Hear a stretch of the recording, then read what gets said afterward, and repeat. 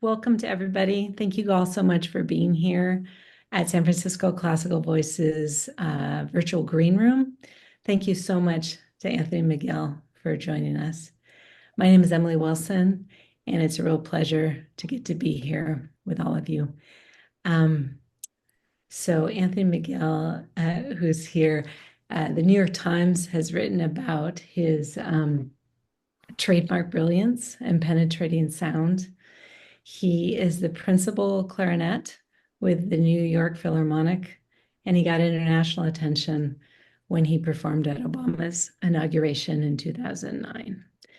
And he's won a whole truckload of awards, including the Avery Fisher Prize and the inaugural Sphinx Award for Excellence. And Anthony is going to be performing with the Pacifica Quartet in just a couple weeks on December 3rd at San Francisco Performances. And Anthony, I wanted to start with, before you were at the New York Philharmonic, you were the principal clarinet at the Metropolitan Opera. And before that, you were the associate principal with the Cleveland Symphony Orchestra. So for you, music is your art, but it's also your work. So could you talk about how you make decisions about what you're going to do in your career?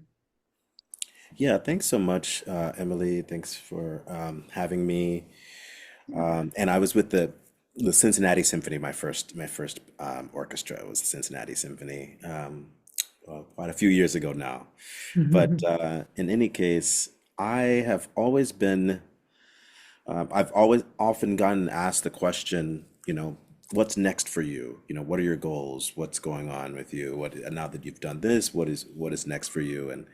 And I've always been fairly consistent in my answer that I fell in love with music a really long time ago and didn't know how I was going to be involved in music, but I knew that it was a love of mine and I wanted to dedicate my life to it. So everything that I've done since, I was a teenager is based on setting, whatever goals I have, but just knowing that the path that when the door opens and it's a good opportunity, I'll step through it. And and to continue to like work really hard and play good concerts and meet good people. And so that's kind of how everything that's happened in my career has happened because of that. Like it's kind of like just my dedication to music and just performing at the highest level that I possibly can. Mhm. And trying to set intermediate or small short-term goals, having big ones as well. Some of those working out, some of them not. But knowing that as long as I'm on the path of music making and teaching or performing or whatever it is in music, that I'm doing what I need to be doing. Okay. Another thing with work is you've worked both with big orchestras and in chamber settings. Could you say what you like about each of those and sort of how you make those decisions? It's a little bit, I feel like what you were talking about of who you're going to collaborate with. Yeah, the large orchestras that that I've managed to join, of course, if that's what you mean, that's just kind of luck of the draw. Whoever hires me, I play for. Um, and as far as like my solo career, that's just something I just love to do. Is just to play in front of an orchestra as a soloist and have that be a part of it. Um, I hope the sound didn't just distort. My air, like heat just came on, so I don't know if anyone can hear that. Oh, If it is, I'll try to shut it off. Um, but I think that I love chamber music because of its intimacy, and so I love being able to have that variety in my life and my career, where I don't always have to just be playing orchestral music. I can take the benefit of like being able to listen to just three or four colleagues around me and learn how to really be a team player and be a part of the score in such a prominent way. And I take that into the orchestra as well because you must listen across the stage and kind of shrink everything down when you have like 100 musicians on stage. So you're using the similar skills and I feel like the different types of like music that I play kind of informs the other, and that's how I feel like it actually enriches all of the experiences that I have as a musician, being able to play with small groups and large, and not have any sort of judgment. I please don't make me choose which one I You prefer. don't have to choose, no. Yeah. Could you talk about like what you were saying about, having to, the teamwork or what you have to do like a little differently with a smaller group and with a larger one, with the orchestra? Could you give an example of something you performed recently, either one that you had to do that? Yeah, um, I would say that, for instance, this week we are playing a beautiful piece by John Adams, the City Noir, Uh-huh. and it's a kind of a massive work with like a massive amount of notes. And in the section in my row, of course, there are the bassoons to my left and second clarinet, two bass clarinets, and next to the two bass clarinets is a saxophone. And Tim McAllister, who's one of the most famous, world famous saxophone player, has kind of a solo part, coming from the orchestra. He stands up in the section Yeah. and has solo parts, and then comes back in the section. But we have this one movement where it's like this really fast, very fast tempo 16th notes that sounds like we're playing like a lick by Charlie Parker, but like for an extended passage. And you have to be with not only the drum set, which is to my left as well, and John's up there conducting, and with the entire section of bassoons, clarinets, probably oboes and other wind players playing the 16th note line with everything being really loud. And I have to play in the same line as the bass clarinets and the saxophone, who I can barely hear sometimes when we're playing all full force. But your ears have to be elsewhere all across the Oh, stage. So we're uh-huh. looking at the music, you're playing your part, but there's no point in playing in an orchestra if you're going to play by yourself when you should be playing with others, because that's not a very good ensemble.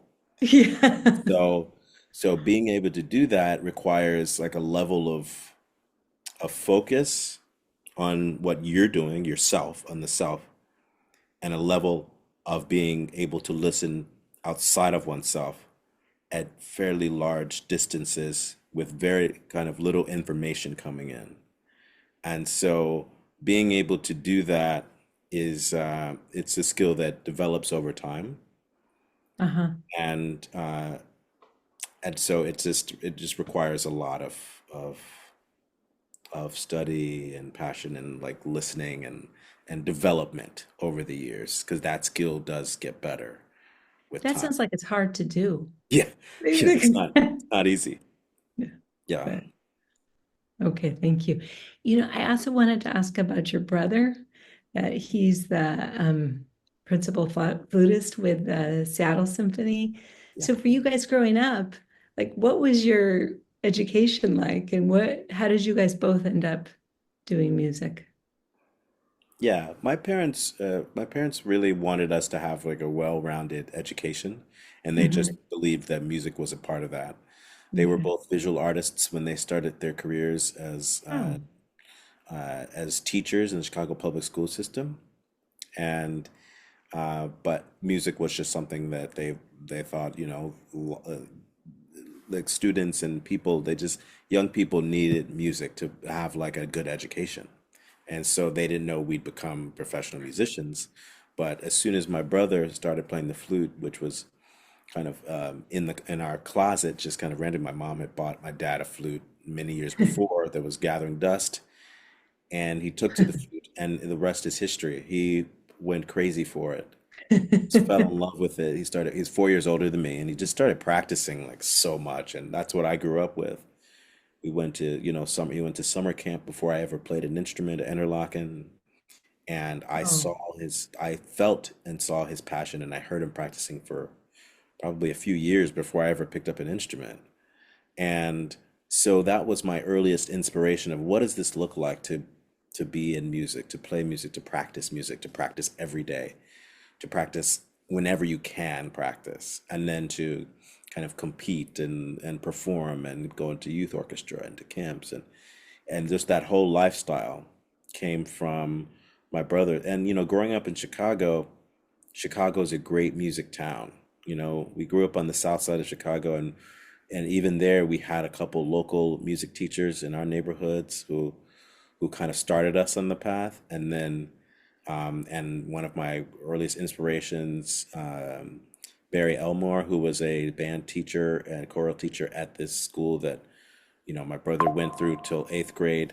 And and it was that community of musicians that we just kind of kept finding. We kept finding more and more people who believed in us and supported us and helped us out. So and my brother, like, he knew so much more about music than me, that he really was also an early teacher. Whenever we would play together, he would say, maybe play it like this, and I would, and I saw him play for the first time. He soloed with the Chicago Symphony at age like 16 Wow. on the Cacciatorian flute concerto. He won a competition, the violin concerto arranged for flute, and I saw him up there, when I was like just a kid, and that's like a really, it's a big deal. Sure. But you were saying, like, what do you think appealed to it about when you were saying, like, you saw, like, just when you were young, right? And that you saw your brother like playing all the time. What was so appealing about that? It just seemed so fun to make music or to be so dedicated to something. Yeah, I think it was just we grew up in a house where it was very like being successful and working hard and doing all these things was talked about a lot in my house. And Mhm. I also grew up in Chicago at the time with like Michael Jordan and the Bulls and Walter Payton and the Bears and all of these like big sports stars, achieving. And I loved the Olympics. I loved running. I loved track. I loved all of these things. And music was just something that I think it was that not only was my brother working really hard at it, but he had talent for it. And some of that maybe developed, he developed the skill himself. Yeah. But some of that also, if it happens early enough, it's like that's the talent. That can be the spark of like, I really like this and I'm decent enough at it that I feel like I can do this really well, you know? And Yeah. and that competitive spirit of like, I I want to get better at this just for me too, you know? Yeah. And so there were a lot of things. I think I also, since I was a younger brother, I just did everything my brother did. And if he had decided not to like the flute after a year in, maybe I wouldn't be playing the clarinet. You know, I And how yeah did you choose the clarinet? How did you end up playing that? yeah. So there was when I was in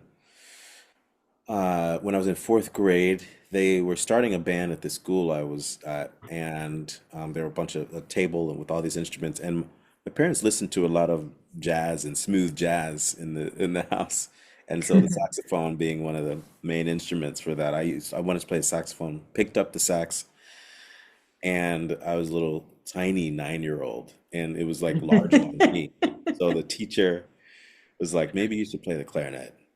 So, and so yeah, I did. Picked up the clarinet. Then we rented the clarinet. I remember playing it. My dad had this big van. I remember picking it up, and my brother helped me figure out how to, blow into it. That was kind of like something he was already good at, how to make a sound on a wind instrument. So he helped me out. But I think Oh, I was making noise on that thing right away that I liked. oh. Yeah. I'm curious, since your folks were visual artists and you talk about how much you loved the Olympics, and like, was it, and you say that they wanted you to have this well-rounded education. Were you doing all of that? Were you guys also doing visual arts and Well, I tried to do visual art, but I didn't have any talent. I didn't. Yeah, I didn't. It didn't. I wanted to draw. I remember taking like a drawing class one summer at Chicago State University or something, and I don't think I was. Maybe I was talented. I have no idea. My parents probably would say I had some talent, but it wasn't like Yeah, it wasn't like a thing that I thought, oh, I can do this, and I was the way that I was expressing. It was great. Okay. And I mean, I did math and science camps, and did well in school and all these things, and I wanted to be a lawyer, and I wanted to be a businessman, and wanted to be, you name it. Um, but this was the thing that kind of chose me after I Uh-huh. chose it. I think there's a Okay. little bit of that too. It's like you do the thing, you're enjoying it, you get rewarded for doing it, then you're like, oh, I want to do it more. Have good experience, positive experiences doing it. Yeah. I went on tour. I went on tour with Chicago Youth Symphony when I was 11 years old Wow. to Japan. Wow. I was maybe 11 or 12. I was the youngest person in the orchestra, Oh, and my brother was in it with me. oh, fun. And we had a conductor, Michael Morgan, who Yeah. folks know from, Yeah. Oakland. And he was so there's just so many things that just came together with that. Yeah. Was that when you knew you'd be a musician? That's what you'd pursue professionally, do you think, or was it later? It was probably by the time I was, 14 or 15, and I went to Interlochen full time during the year Oh, as a wow. high schooler Yeah. in Michigan. And that's when I knew, okay, I'm going to school here in high school, boarding school for this. And that's when I kind of knew. And my brother had already gotten into Curtis Oh, wow. Institute, Mhm. and so I saw the path kind of before me, and I knew that this was like I knew it was a love, like a Oh, love that I couldn't see myself doing anything else.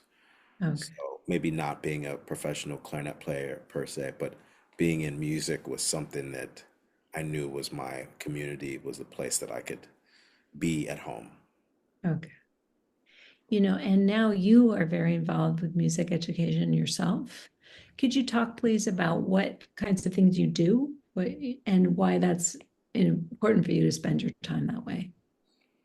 Yeah, as I mentioned before, one of the earliest music programs I started at um, in Chicago was the Merit School of Music.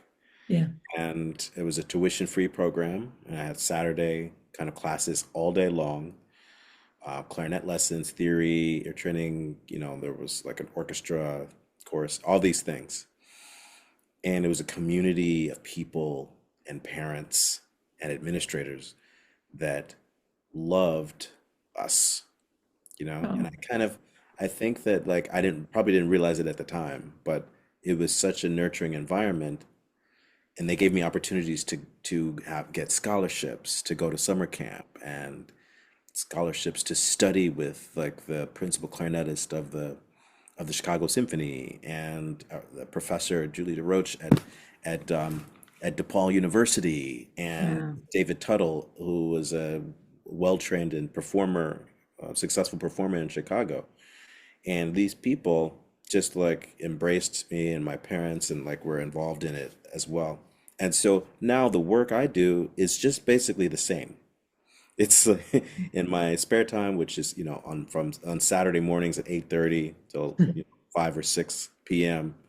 I spend with kids like myself, and at the Juilliard's Music Advancement Program, MAP, Yeah. also called.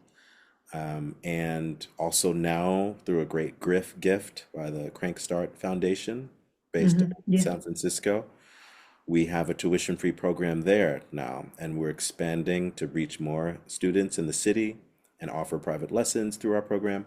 And so I think it's just natural to say, if I believe truly in the power of music and the power of music education, to try to do my part in making sure that more and more kids and young people get up an opportunity to play music, and a lot of whom is a part of our mission who otherwise would not have access to that kind of musical education.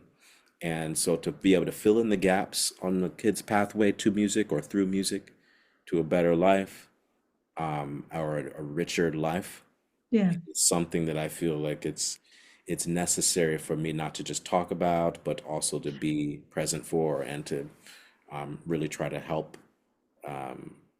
pave the way for many more young people to just be involved in music. Okay. Okay. Also, I wanted to ask you because you're known for your social justice work as well. And after George Floyd was murdered, you made a video, Take Two Knees, and you played America the Beautiful. And I was hoping you could talk about why you chose to make that, why you wanted to release a video, and why that song, why you chose that. Yeah, I think at the time I didn't know, and it wasn't like a reasoned thing, a premeditated kind of thing that I tried to Mm. do. I saw that video and I was so emotionally wrought um, and taken and saddened by that I felt like I wanted to say something to the world about it. And and so I used, the voice that I have through the clarinet to do that. But I also said some words about how I think that, as much progress as we've all had in the world, there's still some people that feel like they're not free, Yeah. to Yeah. live peacefully in the world. And so this was my kind of artistic expression Yeah. through words, but also through music. And this video became a piece, a creation that I used as a kind of an attempt to heal, but also to reach out to the greater community because we were all by ourselves, isolated with our families or a few Yeah. friends, and it was a way to challenge us to think about each other, Yeah. to be empathetic with other people, the plight of others, and then to say that we as Americans should all support each other. When we see people being discriminated against or prejudiced or murdered, for instance.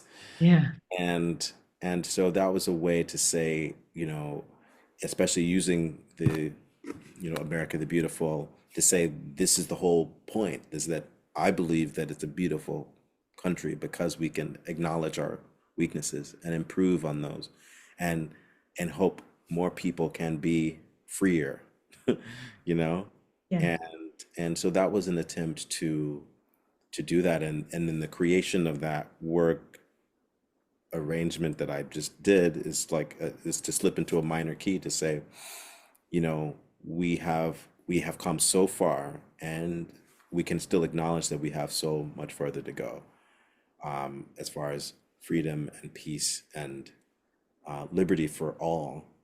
And that's the ideal that has helped us to progress to the place that we are today, and hopefully will continue going forward with that. And so that was a really tough time, but I think that in those times of I think America has been great because of the peaceful protests that can come from these moments of struggle. Hmm. I think that is music and art has been a way that we can always peacefully protest, and with power, though, to like bring people's hearts in the right direction as far as like what changes we need to make in the world. So that's kind of where that came from, and but it was also like a necessary thing for me to do. Yeah. Could you talk a little bit about the response you got, like either from musicians, like what, maybe also recording something or putting something up there, or also just at the time, right? That was May 2020. You couldn't go perform anywhere. So just what did you hear from other people, or what kind Yeah, of I mean, response? there was a huge response. Yeah. I think that I didn't expect, but it went viral, as they say, and Hmm. so many people were sharing the video and commenting, but also the community of artists and musicians also created their own videos to Take Two Knees. And so I was listening and to the community say back to me, we hear you, we're with you, we understand. this hurts us as well, and we can do better together.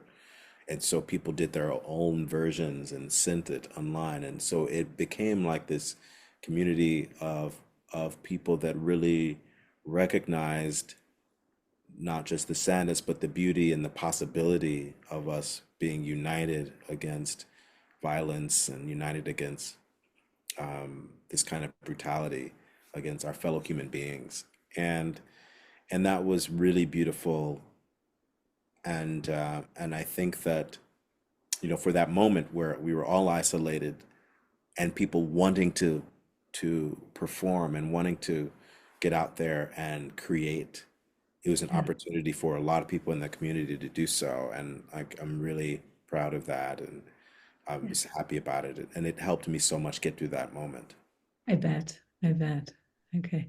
And another thing I wanted to ask you about was that you performed in You Have the Right to Remain Silent. You went around the country, including in Oakland. Why is that piece significant to you? Well, it's an amazing piece by Anthony Davis, Pulitzer Right. Prize winning composer Anthony Davis. And I was asked to play that piece, during the kind of shutdown, and I recorded it with Louis Langret and the Cincinnati Symphony, my first orchestra, and to an empty hall. We recorded it, and it's uh, it's a multi-movement piece work with solo clarinet and small chamber orchestra. But the orchestra, he examines the Miranda rights, based on a personal experience of his that was very, very deeply troubling. And it was about, what rights do we have? Once again, what are our freedoms? What are our laws? What do they mean? You have the right to remain silent. What is this? What does this do? What does this say? Is it the same for everyone? Is it the same for no one? Is it when you're being interrogated? So all the movements have different kind of themes or titles, and he takes you on this journey. But he's really about also similarly to the kind of take two knees concept, which is that he's trying to get people to step into another's shoes. The last movement is called the dance of the other, you know, Oh, but and one of them is an interrogation movement where it's really painful. And he uses the he in one of the movements, loss, he uses this beautiful big rose like wood clarinet called the contralto clarinet, and with making these strange sounds. And then there's a synthesizer that samples the clarinet sounds, played by Earl Howard in mhm. the score and in our performances. And so we're still performing this. And for the last 4 years, I've performed it a whole bunch of places all over the world, basically. And it really, I'm able to dive in and hopefully bring the audience into like a place where you can see the other and become the other by experimenting with, yeah. And I have to improvise in that piece as well. Anthony like allows the performer to, for large passages, just be to be free for a moment and then come back to what's written. It allows me to kind of be an actor on the stage as well. And I really enjoy that because I think music, a lot of it is that we have to do that with music sometimes. We have to imagine that we're getting into the heart and mind and soul or spirit of the composer and kind of go through us and send the music through us. And as a character, sometimes it helps to do Uh-huh. that. Uh-huh. And so I've really enjoyed working with Anthony. Uh, he's been fantastic. He comes to a lot of the performances, and we've gotten to know each other over the years. I just feel lucky to be able to play music where it's also like a thoughtful experiment in how can music make us think about the other? How can music make us think about the experience of someone or just the experience of sound through time? Yeah. The Yeah. simple aspect of the music too, without the concept, what does the music bring up for you as you're listening to it, even without the suggestion of an idea. I think that's what art and music can do. It's like you don't always have to have a theme or a thought or an idea, but the experience of listening to music can bring up those for oneself. Uh-huh. That examination of who we are as human beings and how we can do that is an important is the important power of art, in my opinion. Yeah. So Yeah. yeah. Yeah.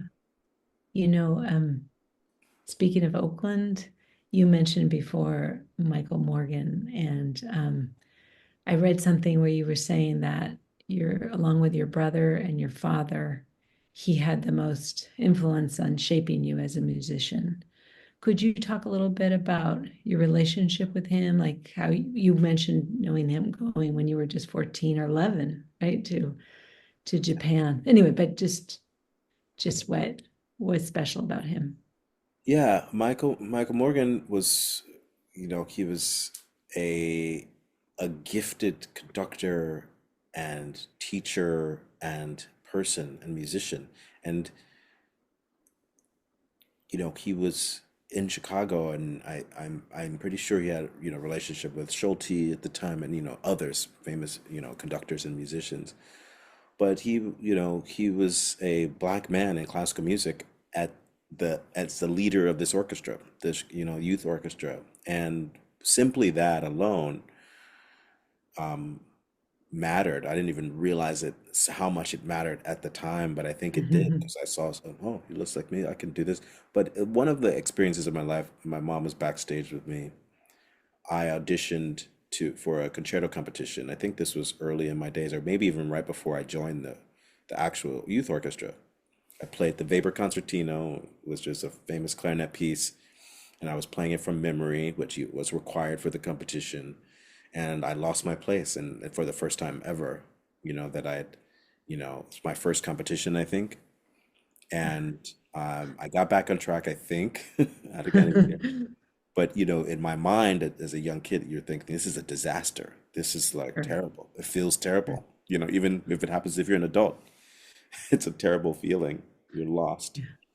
And backstage, I think I was crying. I was in tears, I think, and my mom was back there. And anyway, I think Michael came back and, talking about the comments that he was giving me, he said something very powerful that I'll never forget, which is that something like along the lines of music isn't about perfection, music is about showing your expression of it Oh, through the performance that you give. And your expression was at the highest level or something like that. I remember him giving, oh. and maybe I got an honorable mention for that. But the more point of the story was that just because you mess up, it's not the end of the world, because you can go out there and perform, and people want to know what your heart says and what music it means to you when you're performing, what what it But what it means to the audience. Touching the audience is a very important piece, maybe the most important. And he was like that in his spirit on the podium.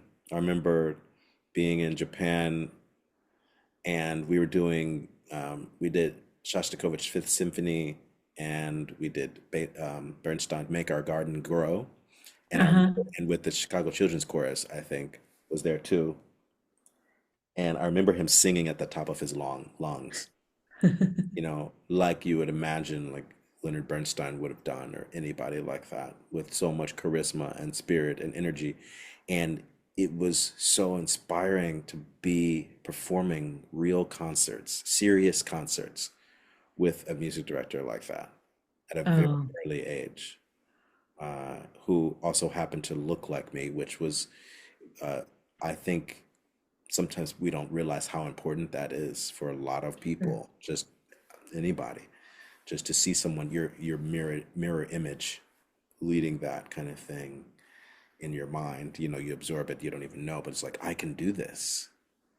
This is for me. And like that's what that does. Yeah, yeah. What was it like? Did you stay in touch with him over the years? I would see him every few years or so, different music festivals, or I played a piece with the Gateways Festival Orchestra. And it's a small world in classical music, but even and a very small, close-knit world for like black classical musicians as well. So I would see him at different events and different places, but I probably didn't see him enough. I think, Uh-huh. always in hindsight, you think I should have spent more time with him, but he was always a ray of fun and sunshine. Oh, that's good to hear. That's yeah. Um, I wanted to ask you about you were nominated for a Grammy for American Stories that you did with the Pacifica Quartet. Can Yeah. you talk about making that album and what you guys wanted to include on it, why you made it? Yeah. I think we'd played and we'd recorded the Brahms and Mozart quintets years before. But then I, in looking for new repertoire, we were like, what is our next thing going to be? And we were playing a program where we were playing a couple pieces by living composers. And, I just had the realization that we're lucky enough to play music by these composers, right? That all have their stories. We're lucky enough that we can come from different backgrounds, all of us in the quartet and me and all musicians you play with. We're all so different. And you can play a program of composers that are from different places, different countries, different places. But this particular program, we were playing all these pieces by American composers. And I was like, isn't it beautiful? Isn't it beautiful that we can be here playing music by so many different people and have it have a through line to just music and everyone's you can come from a different place, you can have a different story that you tell, not just about yourself, but also through your music. And that story is there, but it's not there. You know what I mean? And even in the piece that a composer will write, there can be a story, but you don't always know this entire story behind every composer, how they're writing these things. And just like I talked about earlier, where sometimes it's valuable to have that and other times it's not, but that actually makes it very interesting. I think that makes it kind of that makes it art, is that you can take from it whatever you want as a listener, as a performer, and explore what that means for you. And the audience members can do the same thing. And there's so much you Oh, can um, learn from that. So, you know, we on that album we have a piece by Richard Danielpour, Ben Shirley, um, Valerie Coleman, and James Lee III, and these are fortunately for me, I've gotten to know all these composers, and so I know some of their stories, oh, their American stories, but also learning and being able to experience their stories through their music is really powerful. I feel so grateful and thankful to be able to play music by composers that I can get to know and perform the piece and ask them questions about it and just learn from the experience of performing their works more of kind of who they are and what what's inside of their spirit of composing and their talent. So it's just a special thing, and I was so happy to be nominated for a Grammy for that. I bet. I bet. Yeah. Could you talk, just give an example of some of the stories on that album they were telling? Yeah, I mean, I think that um so if I it's like it's hard to talk about one without the other. Sure. But I think Ben might even be here. I think I might have seen your name on it. Anyway, hi Ben, if you're here. But High Sierra Sonata, Ben talks about being, up in this place and having this and reflecting on lots of things. Oh, there he is. Yeah. Yeah. And so the music, I love that piece because it kind of starts off with like this kind of hushed sound. It's like the wind blowing and but it's like us blowing and scratching our instruments and it takes us on this journey, and you can kind of see the place and experience the sounds and the landscape that kind of changes your life kind of. And and one of the pieces on the program is dedicated to the young people who were killed in the bombing in was it Montgomery in Yeah. 1963 Yeah. in Alabama, Birmingham, sorry. Birmingham. Yeah.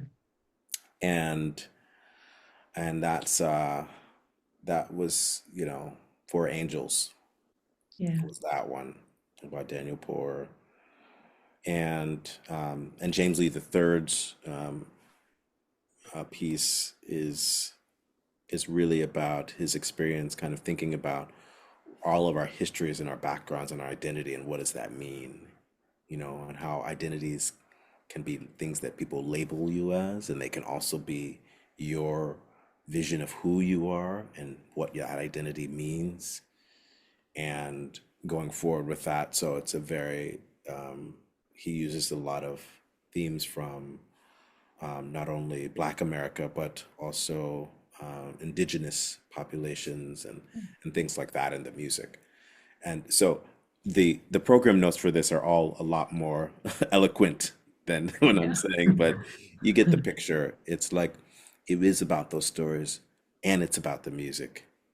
And it's always about the music, but it's also about, you know, picturing whatever story you want from while listening to these pieces. This is what we all do. When, Yeah. especially if people have different philosophies, they're like, no, music is just music. Well, Uh-huh. is music ever just music? You know? I mean, Yeah. if you're listening to music and there's no reaction, there's no nothing strikes your fancy, then is it music? Like that's what I would argue. So I'm sure even for the music, it's music people, I don't want to know anything else about it. The reaction that you have, that interaction with music, is what that story is. That's what your story is about that music. Okay. Okay. I was reading too that, I mean, I feel like you've been kind of talking about this a lot in some different ways, but you wrote in the liner notes something about like music and art can bring us together, can unify us. Can you give, I mean, you were talking about it before, like when you did the piece in response to George Floyd's killing, right, and other things and with this, but like sort of specifically, how have you seen music unite people or art in some way do that?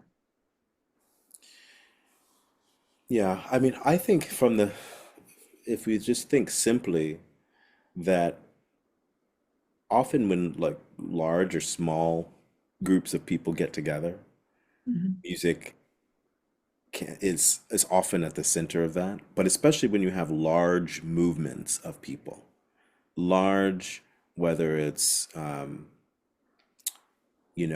of political movements, or whether it's when people gather to go to church or synagogue or wherever they go to worship, to get in touch with their spirit, or the spirit of you know their who they worship, and their Mhm. faith, whether that is kind of some of the great moments in time where in history, I'm thinking Marian Anderson, Oh.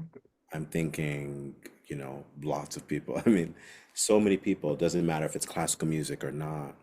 There are these moments in time, or if you think even about the civil rights movement and how music was also at the heart of that, like Mhm. people singing together, people, and actually singing is a very, very important piece of how powerful music can be for people, whether it's in your community choir or in your school or in a gospel choir or whatever. Singing together with other people is one of the most powerful things you can do. Can you say a little more about that? I mean, I guess it seems sort of obvious, but why particularly singing and Well, not I this is just my opinion. sure. Yeah. Just my opinion, but I have thought about it recently, which is that, of course, if you're playing an instrument or playing different instruments, that's one thing, right? But Uh-huh. there's something about being in harmony, being in unison Uh-huh.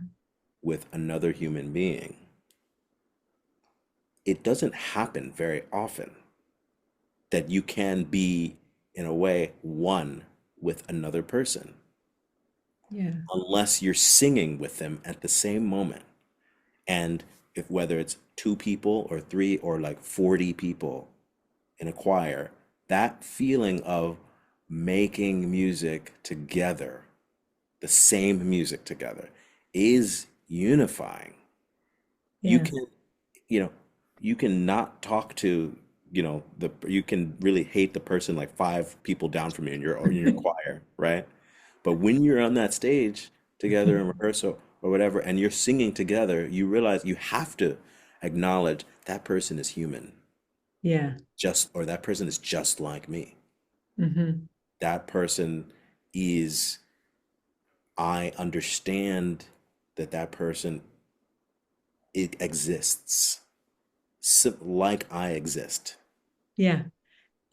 which is, I think, very important because we don't often think that people exist because we're in our own heads. Yeah. Have Yeah. anything to do with that person. We're not like them at all until you sing in a choir with them. You're like, oh, okay. Yeah, there are very few places that are intimate like that. Making Yeah. music with someone, even talking to someone, you can totally be on totally different sides. Like, I hear your voice, but you were not thinking the same way. We're not doing the same thing in our Yeah. brains.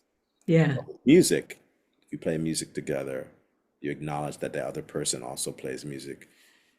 You, it's like even maybe more powerful than, okay, that person eats, I eat, they eat, okay. But I feel like music kind of can bring people together. But I'm also a musician, so I'm biased. Sure. Well, we just got something in the chat saying there's a lot of research that supports your point. Yeah. And Oh, great. so, and we some time left, so please questions if you want. And I also wanted to ask you, speaking of the Pacifica Quartet, you're performing with them on December 3rd at San Francisco Performances. Could you please talk about um, what you're playing and how you decided on it? Yeah. Some of this repertoire is from basically it's from both of our albums, and they're Oh. also doing the Dvorak American Quartet, Mhm. I believe. Mhm. Um, but the Brahms Clarinet Quintet, of course, is on our first album that we did together, and it's really one of the greatest, I think, one of the greatest pieces ever written for that combination, and a great piece of chamber music. And talk about stories. I mean that you don't have to love Brahms to, or maybe it helps to love Brahms, but Brahms is a real storyteller, and you don't know what story he's telling, but he wrote the clarinet pieces late in his life. They were his last final pieces, and he was going through it because you could just listen to it. The sadness and the beauty is such that you're like what you're trying to find what that story is because you can kind of feel it. And we're doing Ben's High Sierra Sonata Oh, as well, which, as I spoke about before, which is a journey in and of itself. And the American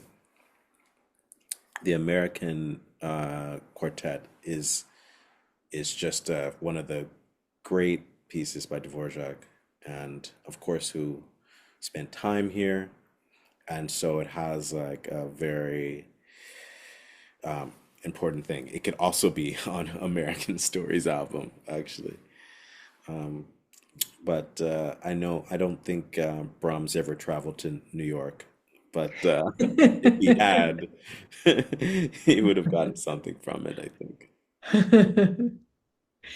um, we just got a question that's asking you that it seems like the New York Philharmonic is okay for you to go do your own thing and like projects like this. And if you, so sort of a logistical question of how that works. Yeah, for the most part. You can't go crazy. I'm always convincing them to allow me to do it more because I think it does not only help my individual music making and ability to love what I do, which allows me to play music with even more energy wherever I do it, Uh-huh. Sure. dedication. But it's a great way to show people around the world that this is our principal clarinetist, Yeah. doing Yeah. this really cool stuff. So I think it's a win-win for everybody. And so there's flexibility. And I'm not the only clarinetist in that orchestra. We Yeah. have a wonderful new associate principal clarinetist, Ben Hmm. Adler, who is fantastic, who plays principal clarinet in my stead, but also is the E flat clarinet player when I am there. Uh-huh. And he can do it all. He sounds fantastic. And so some of us shift over, and if we need to, we'll hire another player in the section. But there, usually no more than four clarinetists in the section at a time. So Sure. it's okay. Like music directors, for instance, we have 52 weeks in the season and however many with vacation, and music directors there 14 weeks. No one ever says that's a problem. So that's the clarinet player here. So I think it's great, to be able to do. I just feel very lucky that I get to do this and get to travel to places and where I've been. I spent time in the Bay Area, Yeah. from and I've been coming to the Bay Area from like 25 years ago or something when I first started playing with music at Menlo down south. Oh, wow.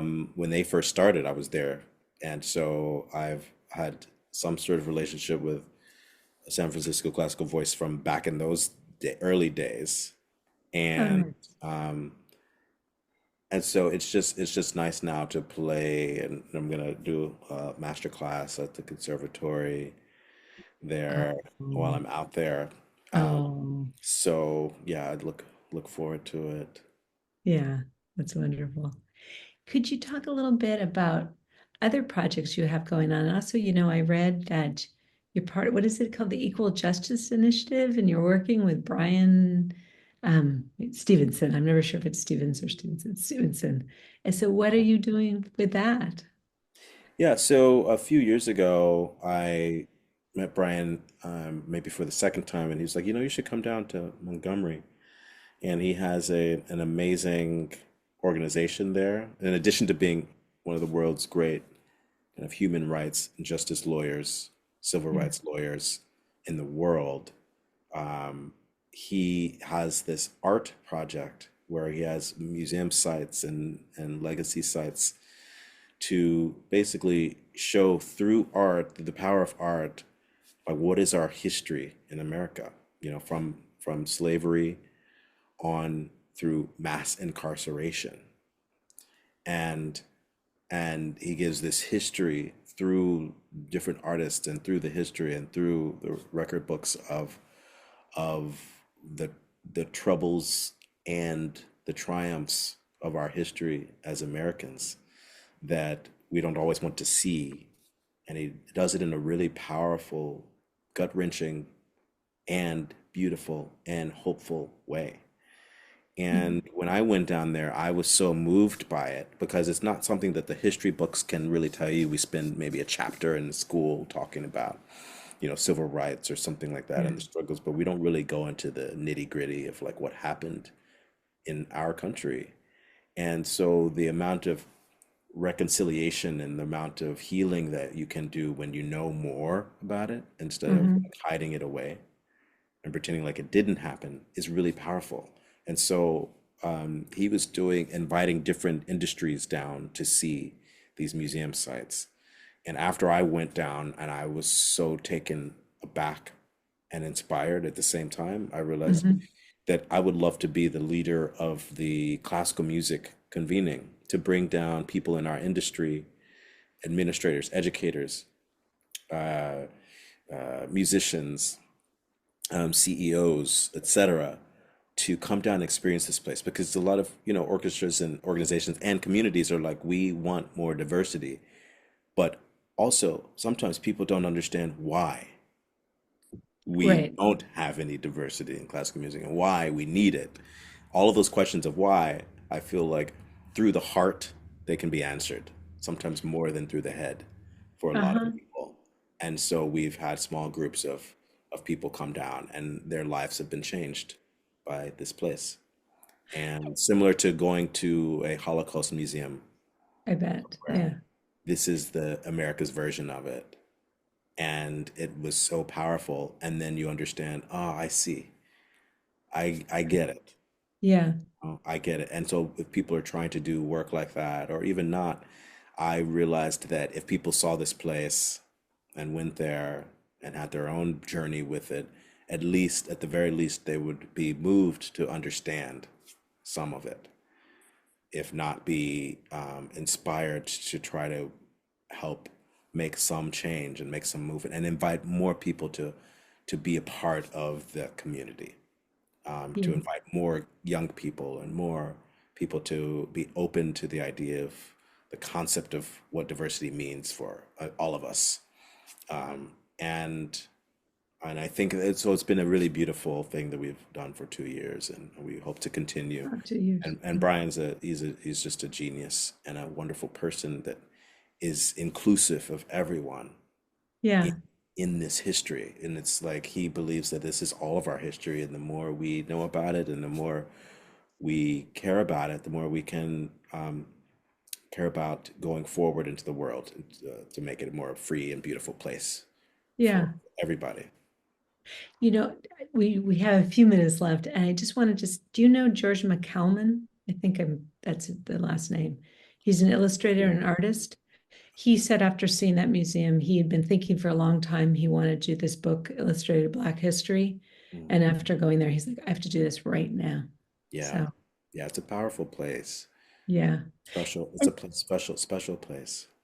but I'm sorry, just to talk a little bit more about so people aren't necessarily going down there to play. You just want to bring like classical musicians and different people down there just to see it Oh and yeah. Yeah, that was okay, the goal, is that experience it, I is guess. that I think people can talk all they want about, the history or not of what America is, but to see this place and to go there and to the place where in the deep south, where this is real and this is happening and has happened and still will happen.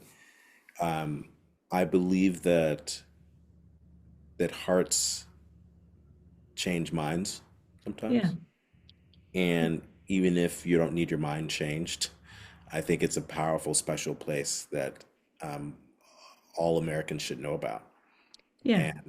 and be able to embrace this part of our some of our dark history, and to know that people have overcome, that people the progress that people have made, and families and all of us, and the amount of freedoms that we're afforded now come from this place. You know, they come from this history. Yeah. They're all of our ancestors, have been through this, and so I think it's a very special place where there is we have a performance, one small performance every year, and Oh, but then it's just a couple days, and then so there's a panel, but everyone sees the sights and gets taken to their special emotional journey, whatever that is. And then we hmm. talk and see how we can kind of come together and communicate and share and learn from one another, and take that experience back to our workplaces, and hopefully be able to make similar decisions or tough decisions, and come together in a community of just people who care about freedom in America. Yeah. Okay. Thank you so much. I really appreciate you being here Thank you tonight so much for with having me. everybody. And Pleasure. so Anthony McGill will be at San Francisco performances on Tuesday, December 3rd with the Pacifica Quartet. Take care. Thank you Thanks. so much.